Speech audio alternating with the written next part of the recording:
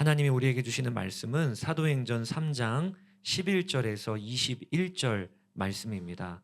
세번역 성경인데요. 제가 자막을 보시면서 따라 읽으시면 되겠습니다. 제가 말씀을 받들어 읽도록 하겠습니다. 그 사람이 베드로와 요한 곁에 머물러 있는데 사람들이 모두 크게 놀라서 솔로몬 행각이라고 하는 곳으로 달려와서 그들에게로 모여들었다. 베드로가 그 사람들을 보고 그들에게 말하였다. 이스라엘 동포 여러분, 어찌하여 이 일을 이상하게 여깁니까? 또 어찌하여 여러분은 우리가 우리의 능력이나 경건으로 이 사람을 걷게 하기나 한 것처럼 우리를 바라봅니까? 아브라함의 하나님과 이삭의 하나님과 야곱의 하나님, 곧 우리 조상의 하나님께서 자기의 종 예수를 영광스럽게 하셨습니다.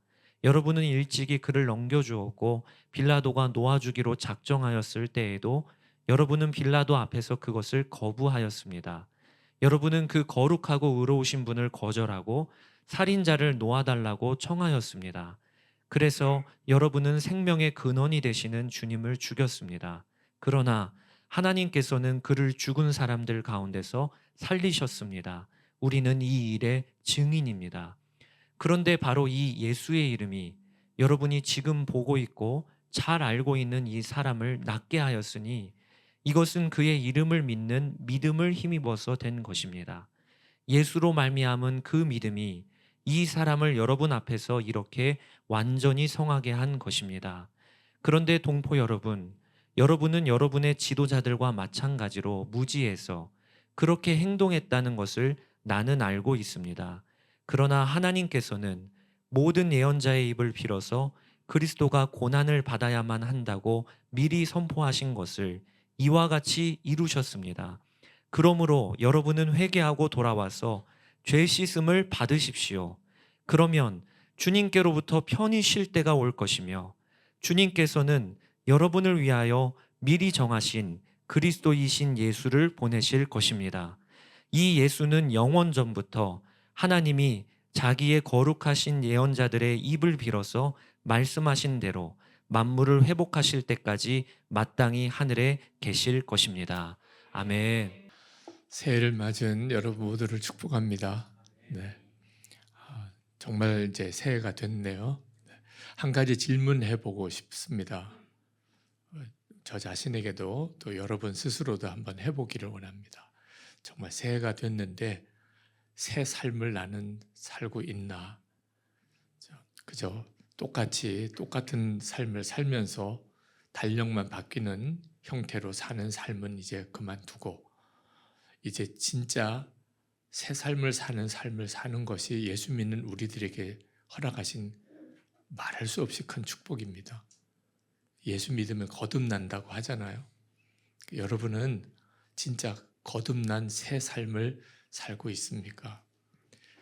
오늘 이제 새 명절에 드리는 주일 예배인데 새해이기도 하고 나는 진짜 예수님 안에서 방황이 끝났고 이제는 정말 새 삶을 살고 있는가?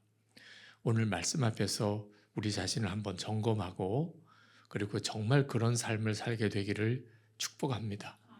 비올드 처치가 그와 같은 청년들의 공동체가 되고 또 이렇게 예배드리는 이 자리에 온 여러분 모두가 다 예수님 안에서 진짜 새 삶을 사는 눈이 열리는 시간이 되기를 원합니다. 오순절 마가의 다락방에 예수님의 제자들에게 성령이 임하시고 난 다음에 예루살렘은 대소동이 벌어지게 됩니다. 예수님의 제자들에게 성령이 임했다고 하는 소식이 소문이 막 퍼져나가기 시작을 했습니다. 성령 받았던 때 그때 그 현장에 있었던 사람들이 다른 사람들에게 소문 내기 시작한 거죠. 예수의 제자들이 성령을 받았더라. 그러면서 더 놀라운 충격은 그 예수가 십자가에 죽었었는데 부활했다는 겁니다. 그리고 그가 하나님의 아들이었고 그리스도였다는 거예요. 그들을 자기들이 십자가에 못 박았던 거예요. 그러니 유대인들이 그때 느꼈던 곤혹스러움 또 당황함은 말할 수가 없었겠죠. 이게 무슨 일이 일어나고 있는 거야.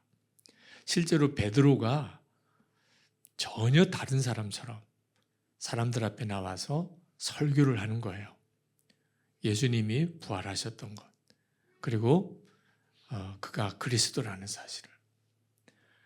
그리고 제자들의 그 유대인들에게 회개하고, 몰라서 그랬지만 회개하고, 그리고 죄사함을 받으라, 그리고 세례를 받으라.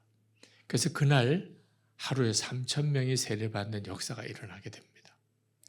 그러니 예루살렘 시내 안에는 지금 이게 무슨 일이 벌어지고 있나 싶은 막 정말 술렁거림이 있었겠죠. 근데 그때 더 놀라운 기적이 일어납니다. 성전 미문이라는 곳에 늘 구걸하던, 나면서 걷지 못하던 거지가 있었는데, 베드로가 그에게 가서 은과 금은 내게 없거니와 내게 있는 것으로 내게 주노니 나사렛 예수의 이름으로 일어나라. 그래서 손을 잡고 일으켰더니 일어나서 뛰고 하나님을 찬양하는 일이 일어난 거예요. 이 일이 소문이 예루살렘에 쫙 퍼집니다. 이게 뭐 하루하루가 지날수록 어떤 기적의 역사가 막 강도가 너무너무 커지는 거예요. 그래서 사람들이 베드로에게로 몰려오게 됩니다. 그때 그 유대인들, 예루살렘의 유대인들의 느꼈던 그때 심정이 11절 말씀에 아주 잘 요약되어 나옵니다. 사람들이 모두 크게 놀라서 솔로몬 행각이라고 하는 곳으로 달려와서 그들에게로 모여들었다. 지금 예루살렘의 분위기가 대략 느껴지시죠? 그들이 얼마나 놀랬고 충격받았고, 그래서 무슨 일인가 싶어서 베드로에게로 몰려들었던 거예요. 근데 그렇게 몰려드는 사람들을 보면서 베드로가 소리를 칩니다. 한마디로 말하면 왜 놀래냐는, 왜 우리를 주목하느냐는, 어찌하여 이 일을 이상하게 여깁니까? 또 어찌하여 우리를 바라봅니까? 베드로의 심정을 이해하시겠어요? 이 일이 예수님 때문에 일어난 일인데 자기들만 주목하는 거예요. 예수님이 능히 얼마든지 나면서 걷지 못한 자 일으킬 수 있는 일인데 무슨 세상 없는 일이 일어난 것처럼 사람들이 충격을 받는 것 때문에 베드로가 오히려 그들에게 진정시켜야 될 정도였어요. 그러면서 베드로가 말합니다. 이것은 우리와 함께 계시는 예수님, 그 예수님의 이름으로 일어난 일입니다. 예수님 믿는 믿음 때문에 생긴 일이에요. 16절에 예수로 말미암은 그 믿음이 이 사람을 여러분 앞에서 이렇게 완전하게 성하게 한 것입니다. 그래서 사람들에게 눈에는 보이지 않으시지만 예수님께서 지금 이 일을 하고 계시다는 사실을 증거했어요. 그리고 이제 베드로가 사람들이 모여드니까 그들에게 말씀을 전하게 되는데 요점을 말하면 세 가지예요. 하나는 이 기적은 예수님 때문에 일어난 것이다. 두 번째는 예수님을 하나님께서 다시 살리셨다. 부활시키셨다. 그분이 그리스도라는 거죠. 세 번째는 그러니 너희들이 회개하고 그리고 죄사함을 받아서 그리고 마음의 편안함을 얻어라. 지금 유대인들이 가지고 있는 마음의 두려움과 당황스러움은 극에 달했어요. 우리가 그리스도를 죽였단 말이야. 아니 예수님이 진짜 부활하셔서 지금 제자들과 함께 계시다는 거야?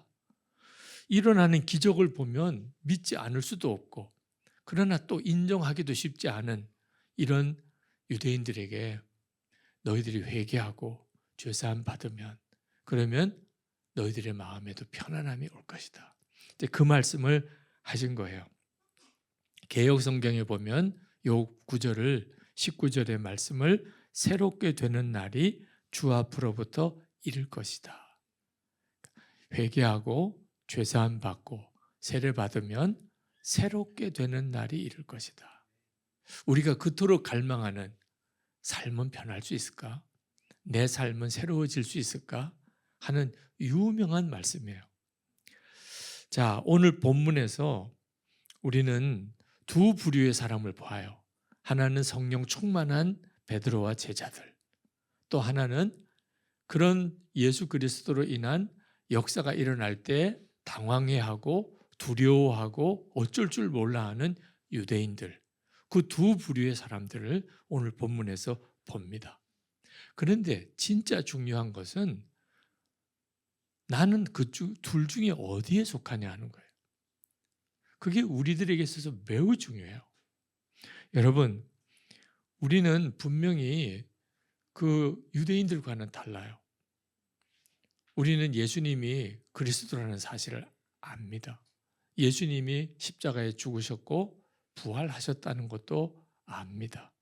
그 예수님이 지금 우리 그리스도인들 안에, 우리 안에 와 계시다는 것도 압니다. 지난 2000년 역사 동안 예수님의 이름으로 수많은 기적이 일어나고 많은 사람이 고침받았던 것도 우리는 다 압니다. 그러니까 유대인들과 같을 수는 없는 거죠. 우리는 그때 당시에 당황해하고 놀라고 어쩔 줄 몰라 하는 유대인과는 다른 사람들이에요. 그러나 또 물어봐야 돼요. 그렇다면 우리는 그 성령 충만한 베드로와 제자들과 같은 사람들인가? 그 점도 물어봐야 돼요. 안타깝게도 많은 그리스도인들이 예수님을 믿고 주님의 부활도 믿고 예수님의 이름으로 역사와 기적이 일어났다는 것도 알지만 실제로 성령 충만한 베드로나 제자들 같다고 말하기는 자신 없어 하는 분들이 많은 거예요. 오늘 이 시간에 여러분들도 그 점을 정확하게 살펴야 돼요. 예수님을 믿으면서도 실제로는 그 유대인들과 똑같은 삶을 살고 있는지도 모르는 거예요. 그들은 하나님을 믿는다면서도 율법주의적인 종교 생활을 하고 있었어요. 하나님을 믿으면서도 그들은 두려움과 염려 속에 살았고 그들의 삶은 변화가 없었어요. 그들은 계속 미워하고 그리고 서로 원망하고 살았어요. 그들의 삶 속에서는 하나님의 놀라운 기적이 현실이 아니었어요. 그게 유대인들의 모습이었어요. 그런데 우리는 예수님을 믿어요. 그런데도 우리의 삶이 꼭 그 유대인들과 비슷하지 않은가 하는 거예요. 율법주의적인 종교 생활에 빠지고 은밀한 죄를 짓고 염려와 근심 속에 살고 미워하고 원망하고 하나님의 역사는 내 삶 속에 일어나지 않아요. 저는 말씀을 준비하면서 갑자기 이 말씀이 제 가슴에 엄청나게 강하게 와닿았어요. 오늘 본문의 말씀 사도행전 3장에 있는 이 말씀을 성도들에게 자세하게 설명해 주는 것이 제 책임이 아니고 어느 쪽에 서 있냐는 거 우리는 성경을 읽을 때 절대로 구경꾼처럼 읽어서는 안 됩니다. 이런 일이 일어났었구나. 이런 일이 일어났었대.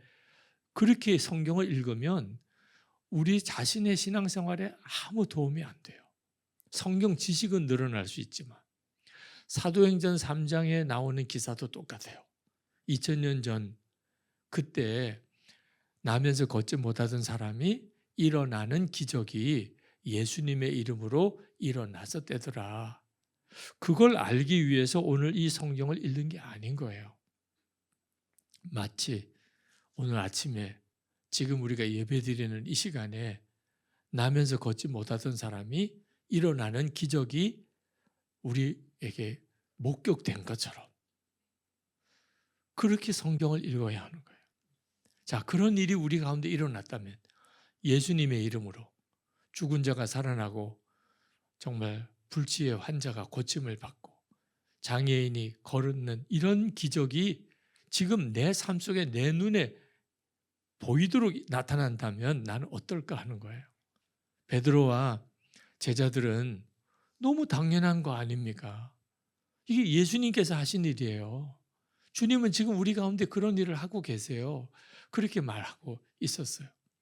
유대인들은 무슨 이런 일이 다 일어나나? 어떻게 이런 일이 일어날 수가 있어? 너무 당황스럽고 그 기적이 자기를 두렵게 하는 거예요. 우리는 어떻게 하지?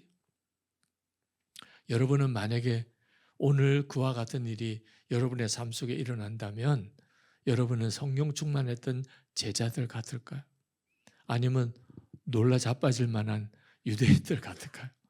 무슨 이런 일이 다 있어. 나 생전 처음 보네. 예수를 그렇게 믿어도 이런 일은 난 처음 봐. 여러분은 어느 쪽일까요? 만약에 여러분의 마음속에 내가 그 성령 충만했던 제자들 같지 않구나. 예수를 믿어요. 내 안에 와 계시다고도 믿어요. 그런데도 불구하고 어떤 예수님의 이름으로 놀라운 일이 일어나면 그게 더 충격이에요. 너무 이상한 일이 벌어진 것 같아요. 예수님을 믿지만 삶은 여전히 방황하고 내 마음에는 새 삶을 산다는 느낌이 없어요. 그렇다면 우리도 오늘 이 본문에 나오는 유대인들처럼 어떻게 하지? 어떻게 해야 돼? 그런 마음으로 베드로에게로 달려가야 되는 거예요. 베드로의 말에 그렇게 귀를 기울여야 돼요. 그래야 이 본문의 말씀이 오늘 나에게 주님이 역사하는 말씀이 돼요. 그렇지 않으면 구경꾼이 돼요.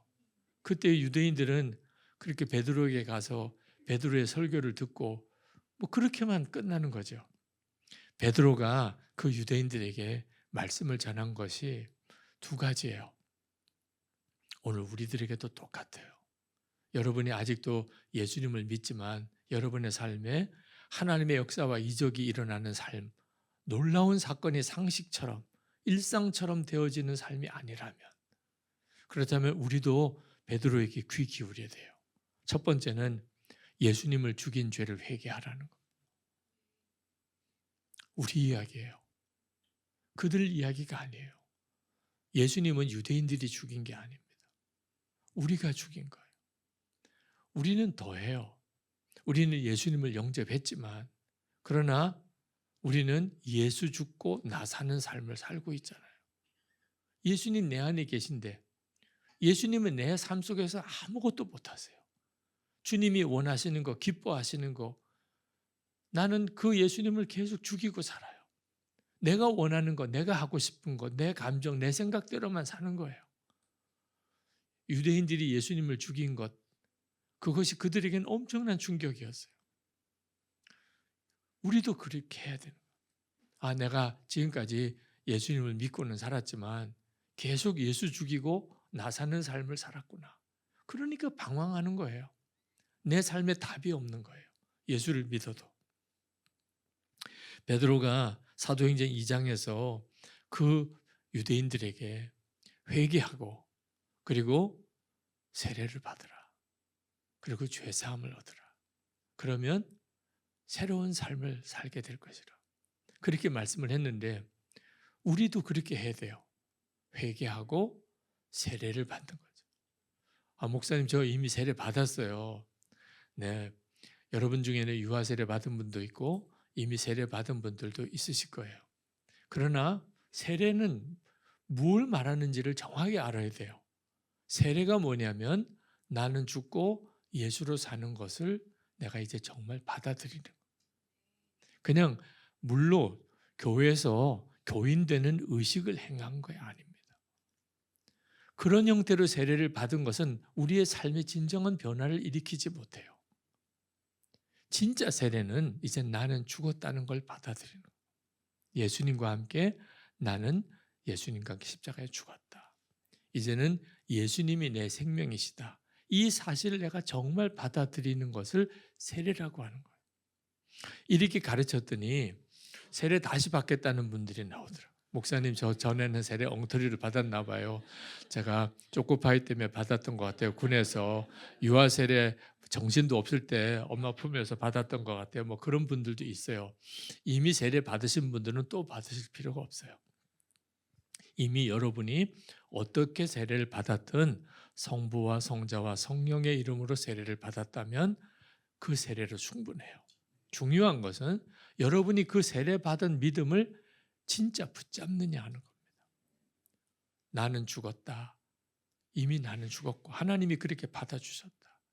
이제는 예수님의 생명으로 산다. 여러분이 정말 그렇게 믿으면 그러면 세례 받는 신앙이 되는 거예요. 그렇게 하게 하려고 세례를 준 거거든요. 예수님을 믿되 들어서 아는 예수님, 배워서 아는 예수님, 그렇게 예수님을 믿으면 유대인들과 똑같이 돼요. 예수를 안 믿는 건 아닌데 실제 삶은 예수님을 십자가에 못 박아 죽였던 유대인들하고 똑같은 율법주의적인 종교 생활을 벗어나지 못해요. 예수님은 살아계신 주님이세요. 주님은 베드로 안에서만 역사하신 게 아닙니다. 지금 제 안에도 여러분 안에도 동일하게 역사하고 계세요. 우리가 그 주님을 바라보아야 돼요. 우리가 사도행전 3장을 읽었지만 실제로 우리가 지금 바라보아야 될 것은 지금 우리 가운데 계시고 제 안에 계시고 여러분 안에 계신 주님을 주목하는 거예요.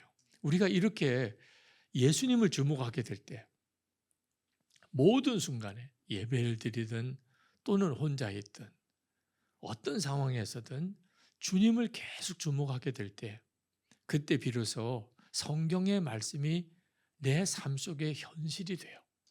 말씀 그대로의 사건이 일어나요. 그게 새 삶을 사는 거예요. 예전과는 완전히 다른 나는 예수님 안에서 새 삶을 산다고 고백할 수 있게 되는 겁니다. 이 한국교회 유명한 신유 사역자 중에 김익두 목사님이라는 분이 계세요. 그분은 기록에 의하면 거의 한 2만 건의 환자를 고치셨다는 기록을, 하도 이 가짜 기적들이 많아서 그 기적들을 실제로 실사해서 조사했던 케이스가 있는 분이에요. 2만 건에 해당되는 환자였는데 고침받은 케이스. 교회를 한 280교회를 세우고 한 200여 명의 목사님들을 배출한 한국교회 초창기의 대단한 신유 부흥사였어요. 근데 이분이 처음에 그런 신유 사역을 하게 된 유명한 일화가 있습니다. 이 사도행전 3장과 관련된 일화예요. 전도사 때 그가 한번 길을 가는데 거지를 만납니다. 걷지 못하는 거지예요. 그 순간에 이 사도행전 3장이 생각이 났어요. 아, 그때 베드로가 그 거지를 예수님의 이름으로 일으켰지. 믿으면 동일한 역사가 일어난다고 했잖아. 그래서 이 김익두 전도사가 나도 저 사람을 일으켜야 되겠다. 믿어. 나는 지금도 주님은 이 사람을 일으킬 수 있다고 믿어. 그리고 그에게 가서 그 거지를 업어요. 사람들이 있는 데서 일어나라 하기는 조금 자신이 없어서 그랬는지 업고, 그리고 마을 바깥에 있는 그 과수원 돌담길 옆까지 가서 거기 이제 사람 없는 곳에 내려놓고, 그리고 그 거지는 좀 황당했겠죠. 뭘 구걸해 주나 그랬는데 자기를 업고 한참을 가더니 과수원 돌담길 옆에 이렇게 앉혀놓고 난 다음에 그 사람에게 큰 소리로 했어요. 은과 금은 내게 없거니와 내게 있는 것으로 내게 주노니 나사렛 예수의 이름으로 일어나라. 그리고 손을 잡고 확 당겨 일으켰는데 엄청나게 아프다고 소리만 지르는 겁니다. 사실 그 거지 입장에서는 진짜 난감한 일이겠죠. 죽겠다고 살려달라고 막 애걸복걸하는 그런 상황이 벌어지고 김익두 전도사는 엄청난 좌절에 빠져요. 왜 나는 안 될까? 분명히 성경에는 믿으면 된다고 했는데. 그때부터 하나님께 간절한 마음으로 기도해요. 왜 말씀대로 순종했는데 안 됩니까? 예수님의 이름으로 일어나라 그랬는데 왜 내게는 역사가 안 나타납니까? 근데 그때 김익두 전도사가 깨달아요. 주님께서 김익두 전도사에게 깨우쳐 주세요. 자기는 기적만 주목하고 있는 거예요. 온통 기적만 주목. 이런 사람도 일어날 수 있을까? 나도 기적을 일으킬 수 있을까? 온통 머릿속에 기적밖에 없어요. 우리가 묘해요. 예수님을 믿지만 실제로 진짜 예수님만 바라보고 예수님을 믿는 게 아니고 내게 원하는 것을 얻고 싶어 하는 거예요. 그러면서도 자기는 예수님을 믿는다고 생각하는 거예요. 김익두 전도사가 그 점을 깊이 깨달았어요. 나는 베드로와 다르구나. 그때 유대인들과 베드로, 김익두, 자기는 베드로도 아니에요. 베드로는 진짜 예수님으로 사는 사람이었어요. 베드로의 관심은 예수님에게 있었지 기적을 행하는 데 있었던 게 아니었어요. 주님이 그렇게 하게 하셔서 할 뿐이었죠. 자기는 온통 기적 행하는 것에만 관심이 있었어요. 그리고 그가 진정으로 하나님 앞에 돌이키게 됩니다. 그리고 주님을 구하게 돼요. 주님의 마음을 주십시오. 제가 기적을 행하거나 뭐 부흥사가 되거나 목회를 잘하거나 그게 김익두의 관심이 아니었어요. 그리고 다시 그 거지를 만나게 돼요. 그 거지는 얼마나 놀랐겠어요. 네. 그 거지에게 다가가서 엄청 회개를 했어요. 지난날에 내가 내 욕심으로 또 나의 잘못된 믿음으로 당신을 고통을 주고 힘들게 했던 것을 진심으로 용서해 달라고 눈물로 회개를 해요. 그리고 그 영혼을 진심으로 정말 위하여 기도합니다. 그가 뭐 기적으로 일어나고 말고를 떠나서 진짜 예수를 믿고 이 영혼도 구원받기를 눈물로 그를 위해서 기도하는데 그가 일어난 거예요.